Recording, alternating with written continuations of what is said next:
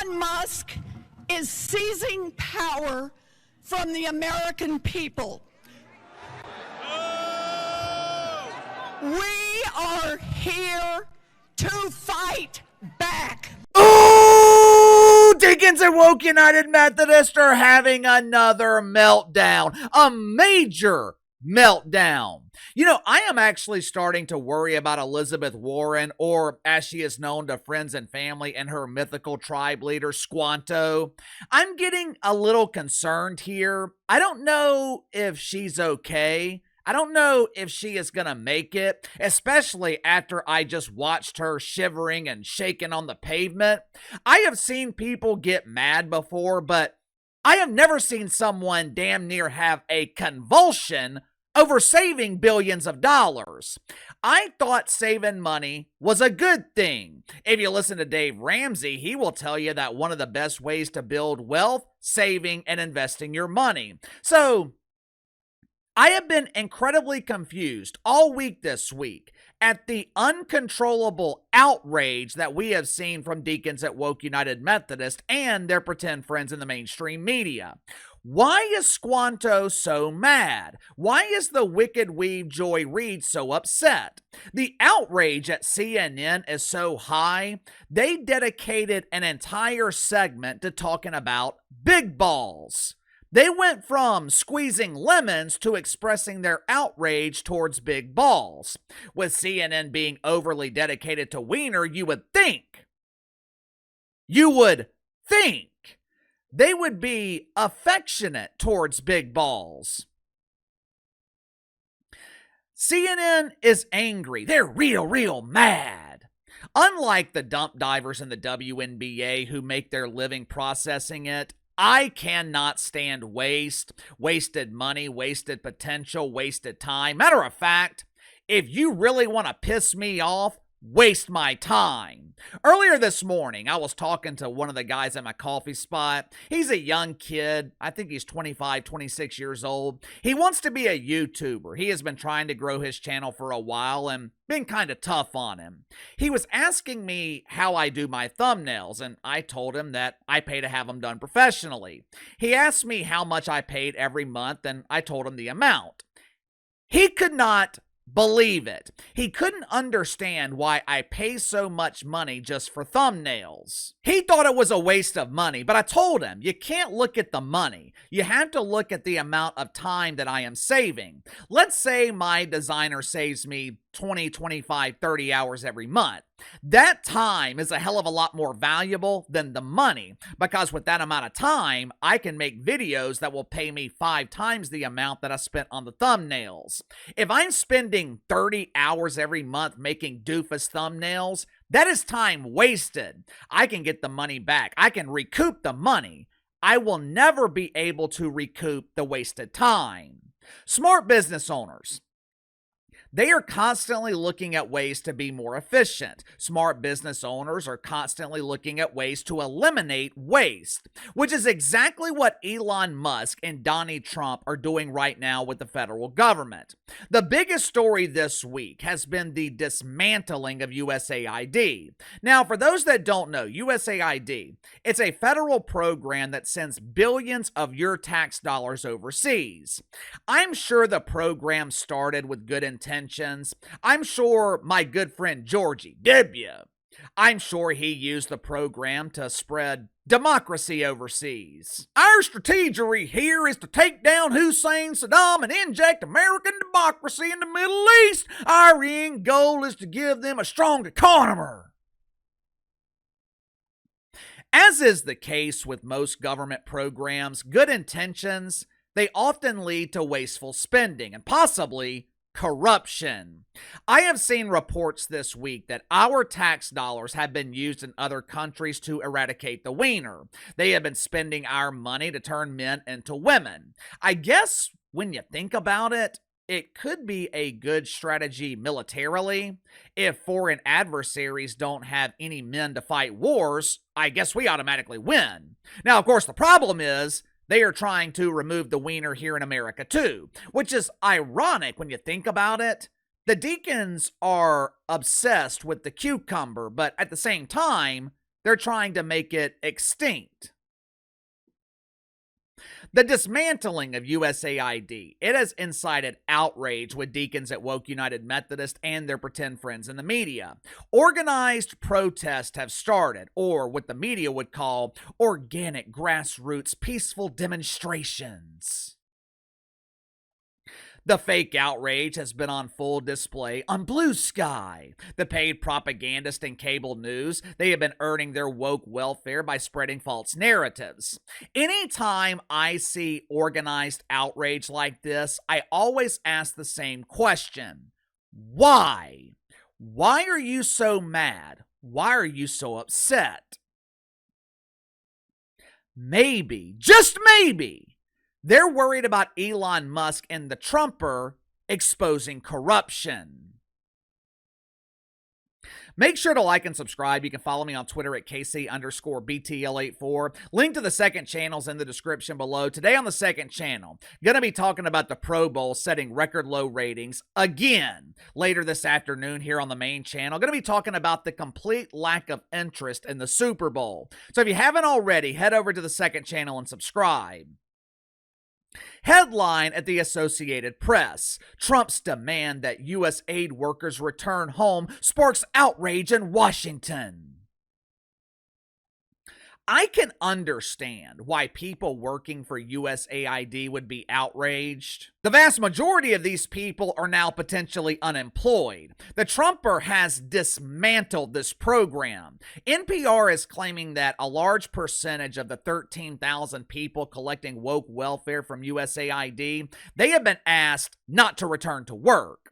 The media is pretending to be outraged over how this all went down. But according to Marco Rubio, the Trump administration tried to do this another way. They actually tried to work with USAID to eliminate wasteful spending. But when they tried to work together, when they tried to make this a team effort, Marco Rubio kept running into problems. We tried to get them to cooperate, but what we found instead were people trying to use the system to sneak payments through despite us telling them not to. Well, that doesn't sound very friendly to me. That doesn't sound like USAID wanted to be part of the team. Matter of fact, it sounds to me like they were trying to hide money. I wonder why.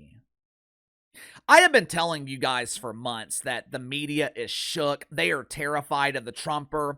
Let me show you a couple of examples. I put together a compilation of media reactions to the dismantling of USAID. In keeping with tradition of diversity, I made sure to represent all genders and races in this compilation. That's why you're going to see Squanto included, even though she is not technically a part of the media. I needed Warren included because she represents white people and what the media calls indigenous people. Watch for yourself. We've got Donald Trump and his co-president Elon Musk, and they're just running a wrecking ball through it. And it's not like it's an abstract problem. It is really and truly the kid who needs an aid to be able to sit in class so that they can get an education, taking that aid away, and maybe taking away that whole classroom. People are going to die in very large numbers around the world who are expecting the United States to live up to our promises, to get them medicine, to get them help. And when that happens, people are going to remember that. There are people right now who have HIV who are alive only because the United States is making sure of that. Donald Trump says, we don't care.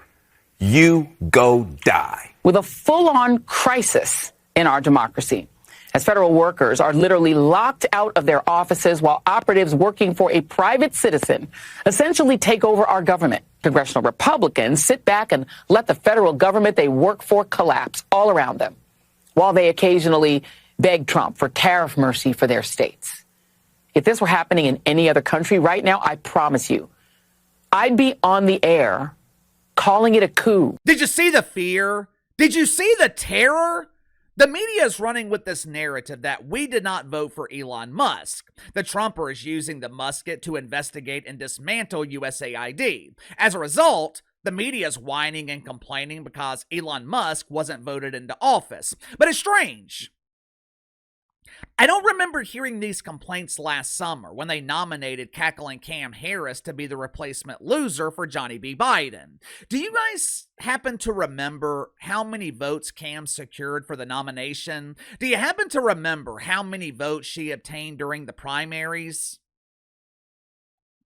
I had my inside sources look into it. I had my inside sources count her votes. They came back with 0. But when Elon Musk is selected by the Trumper, that's no bueno. Believe it or not, Joy Reid is right. It's not very often that I agree with the Wicked Weave, or I guess I should say the artist formerly known as Weave.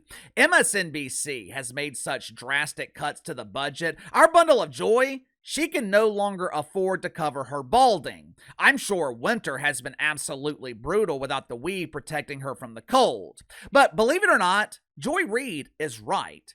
This is a coup, if you want to call it that. This is Elon Musk and Donald Trump taking back the federal government. This is Elon Musk and Donald Trump eliminating waste. The question is, why are they so upset? Outside of the obvious political reasons, also known as lies, why are they so upset about this? Why are they pretending to be worried about Kazakhstan no longer receiving funding to combat disinformation? I mean, they're still using rotary phones over there. I don't think we need to waste millions of dollars fighting disinformation in a country that can't afford to print their name on the map. So, why are the deacons so upset? This is pure speculation on my part. Full transparency here, I am not overly familiar with USAID. This is just my perspective from the outside looking in. I am wondering if they're upset because they're worried about the exposure of corruption. This narrative that Elon Musk is not an elected official, that is a diversion. That's a smoke signal. They are cranking the leg of Whoopi Goldberg and using the fog of her boodle breeze to distract us. I think they're worried about the Trumper exposing corruption. And it's not just with USAID. I think they're worried about what he is going to audit next. They're trying to make this a big deal, hoping it will create enough public outrage that it will convince the Trumper to back off. But I don't think that's going to work. They know that the Trumper is extremely dangerous right now because he's got nothing to lose. Think about it. Donnie admitted that he made mistakes during his first term. He trusted the wrong people. He trusted people like Mike Spence, who was softer than the Bruce Caboose after a long weekend at the Butt Bongo Festival. This time, though, Donnie has surrounded himself with people that he can trust, and they are looking into everything. You know what this is starting to remind me of? It's starting to remind me of Rudy Giuliani and the dismantling of the mafia in the 1980s. For decades, the mafia was untouchable. They would arrest low-level soldiers, associates. Every once in a while, maybe they would bust a crew leader, but the captains, the underbosses, the bosses, the commission, they were untouchable. All of a sudden, the feds, they finally figured out how to use RICO. They started charging low-level guys with conspiracy, and they started threatening them with 25 to life. Next thing you know, an organization that prided itself on secrecy, an organization that was unable to be penetrated, it started to resemble a choir. Everyone started singing, and the entire mafia was dismantled. I think this is just the beginning. What's happening with USAID, that is just the start. I'm interested to see who's going to be the first to flip. Who will be the first one to turn and start dismantling the government mafia? Give me your thoughts on this. Trump is demolishing USAID. Do you think this is a good thing, or do you think it could cause problems throughout the world? Why do you think the media is so concerned? What are they afraid of? Let me know. Sound off in the comments below. Best way to contact me is through email, btlkc84@gmail.com. I'll see you guys later.